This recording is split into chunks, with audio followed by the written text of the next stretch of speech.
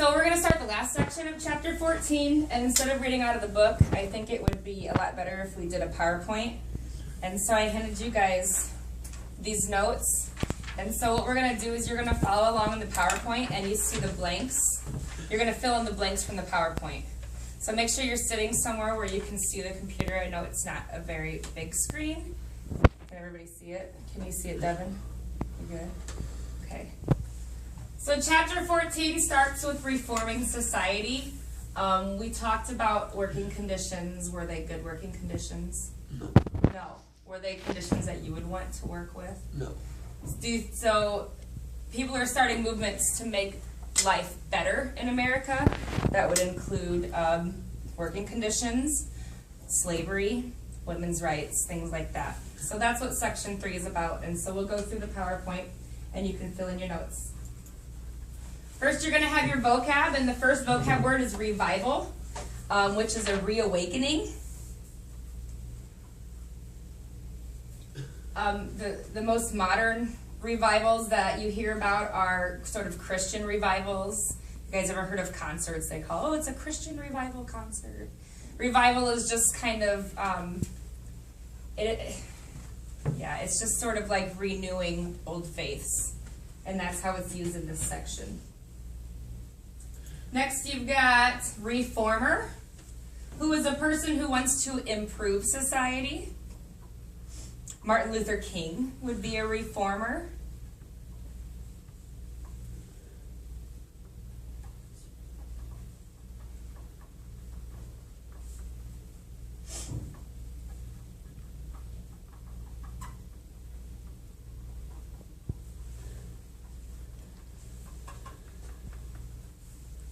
Okay, and then next we have commune, which is a community where people live and work together using shared resources.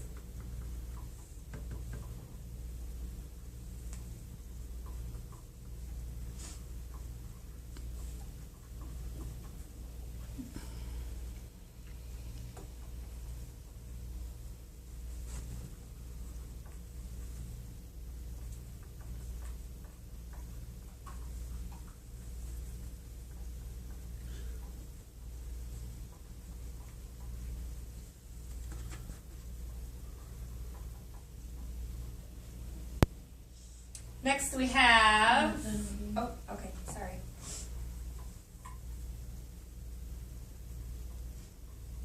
I'm gonna give you copies of the PowerPoint too, and we're done. So if we're going too fast for you, that's okay, because then you can go back and fill in the blanks, okay?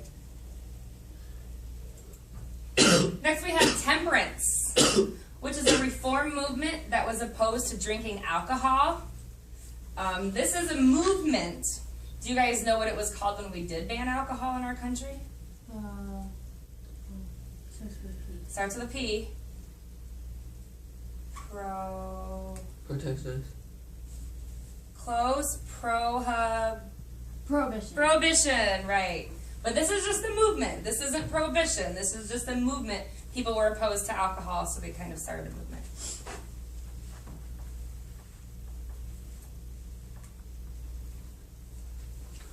You can paraphrase these too, as long as you guys know it, because you can use these notes on the test. So.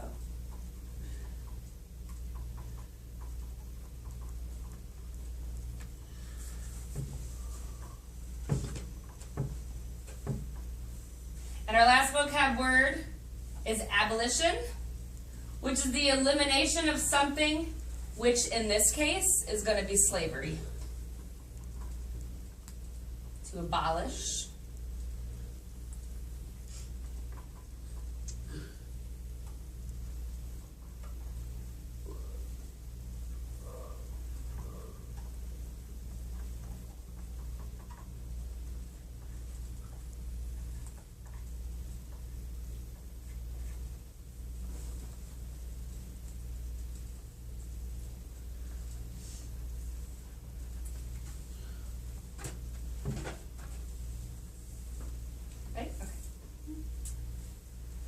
So we have what's called the Second Great Awakening that happens here. And what this is that preachers in the 1800s called for a revival. or a reawakening because they felt that people were moving away from religion. People were busy. They were working 18 hours a day. You know, they were working at home. They didn't have time for religion, and preachers were concerned. So they called for this Second Great Awakening.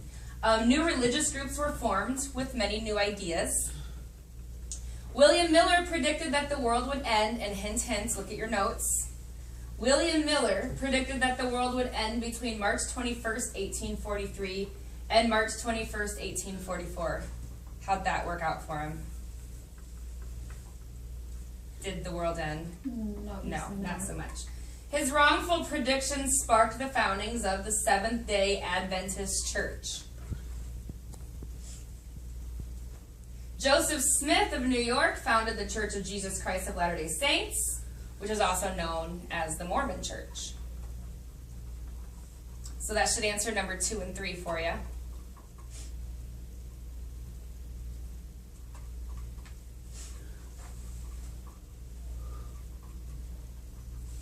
Got it? Is this one? I'm so confused. Okay, where are you at? Okay, 2. We got William Miller. His wrongful prediction sparked the founding of. It's all one sentence. Yeah. So that would be, that's where that goes. Okay? So you can just put an arrow and that's okay. And then, oh no, you got it here. And then number 3 would be this one. Joseph Smith of New York founded the Church of Jesus Christ of Latter-day Saints. And that would be also known as the Mormon Church. So it would be Joseph Smith. So Joseph Smith would be for number 4. I mean number 3, sorry. Everybody else got it? Yep. Okay. Moving on. Some reformers worked to improve the lives of people with mental and physical limitations. Dorothea Dix fought for reform in the treatment of mentally ill people. Number 4.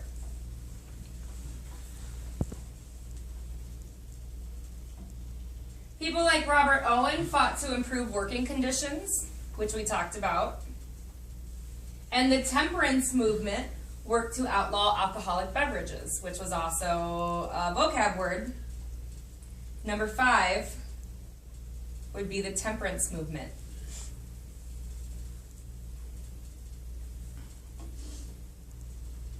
So these are different ways that Americans are trying to improve society in America.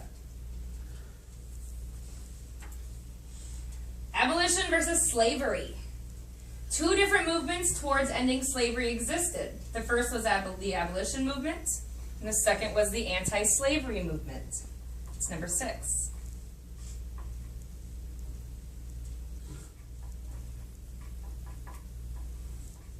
And then number 7, many leaders of the abolitionist movement were Quakers, and they believed that owning slaves was against Christian rights. That would be number 7. And then number 8 is on here too. It says runaway slaves were supported on the Underground Railroad to countries such as Canada, Cuba, and Mexico. Do you guys all know what the Underground Railroad is? Yeah. It isn't literally tracks underground that a train goes on. It's Isn't just it like in this like It's just they a tunnel. found- well, it's not necessarily even a tunnel. It's just a system that people use to transport slaves to freedom. So it could be somebody's house. They used stars to make It could be somebody's house. It could be a school. It could be a church. You know, it's not literally a railroad that's underground. It's just a system, and then that's the name they called it. And there are a lot of houses and buildings in our area that they say were used in the Underground Railroad, kind of historical buildings. So that was number 6, 7, and 8. Did you guys get all those? Yeah. Okay. Abolitionist writings. In 1831, William Lloyd Garrison founded the abolitionist newspaper, The Liberator, in Boston. So you've got his last name you need to fill in, and then the name of the Liberator. Remember we talked about Uncle Tom's Cabin and how important it was because people in the North knew slavery was bad, but they didn't quite grasp how bad it was. And so it was important that pieces of literature like The Liberator and Uncle Tom's Cabin came out so that people really get the actual idea of how bad it is. Because there were no TVs, there was no internet, There wasn't any other way to get out information besides print. He and his followers wanted immediate freedom for all enslaved people in the United States, and the Liberator became the biggest abolitionist newspaper in the country. Those aren't questions here. Leaders. Frederick Douglass, a former enslaved person, became the best known spokesperson for abolition. So that would be number 10, first and last name. Thank you, Devin. Other leaders included Charles Remond, Robert Parvis, and Sojourner Truth, all former enslaved persons who traveled throughout the North and West to speak about slavery. So they were slaves who had escaped and helped spread the word. And then you have the first woman to lead the anti-slavery movement was Sarah Grimke. Would be number 12. And number 11, just go ahead and skip. I didn't put that on there. That was my mistake. That's okay. We can come back and do that later.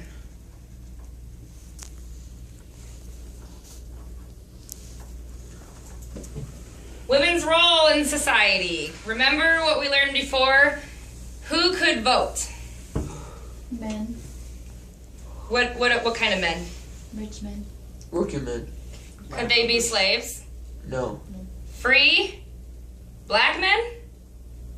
Wait. Yeah. Free white men. Free white men could only people who could vote, not women. So at this time, women worked in reform, and they especially worked in education. They worked to fight for equality for enslaved people and for equality for themselves.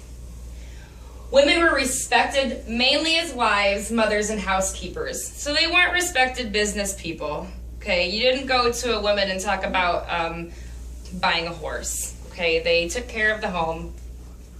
However, in the home, women gained more power as decision makers because as women, we tend to do that. Okay. Women were not allowed to vote, could rarely own property, and did not receive custody of children in the rare case of a divorce. So as far as owning property, let's say Lydia and Brian were married and they have a big house and all these horses and property, and Brian fell off his horse, broke his neck. So Lydia gets all their stuff, right? Well then Lydia and Devin hook up, they get married. Guess what? Devin gets all of Lydia's stuff. You get nothing. You don't own anything from that previous marriage. Now Devin owns it all. And if something were to happen and Devin were to say, you know what, you're unfaithful and I'm going to divorce you, not only does he get all that stuff, but he gets your kids. You get nothing. Okay, so this wasn't okay with women, and they were starting to kind of fight. They're like, you know, we deserve this stuff. We want our stuff back. So in the early 1800s, women were not allowed to attend colleges or become doctors, ministers, or lawyers. And if you haven't written that, that's number 13. If you haven't gotten that yet. Everybody get that?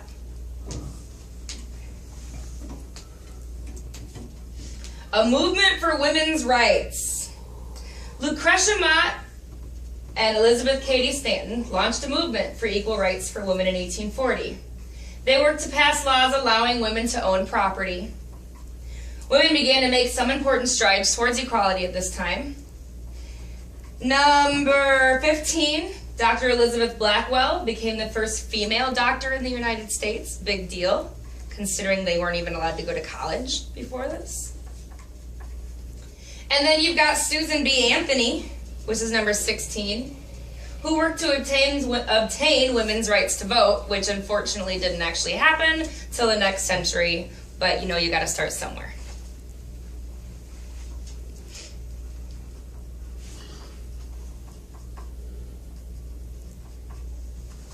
Okay, so that's the last of our PowerPoint. Now what you've got is you have 4 more questions that are kind of open-ended questions for you guys to think about an answer based on the information that you got in this PowerPoint. Everything in this PowerPoint is also in section 3 of the book, so you're welcome to get a book if you need help. But you're going to answer numbers 17, 18, 19, 20 on your own, turn it in, and then you are done for the day. Okay? What's 16? 16? That was Susan B. Anthony.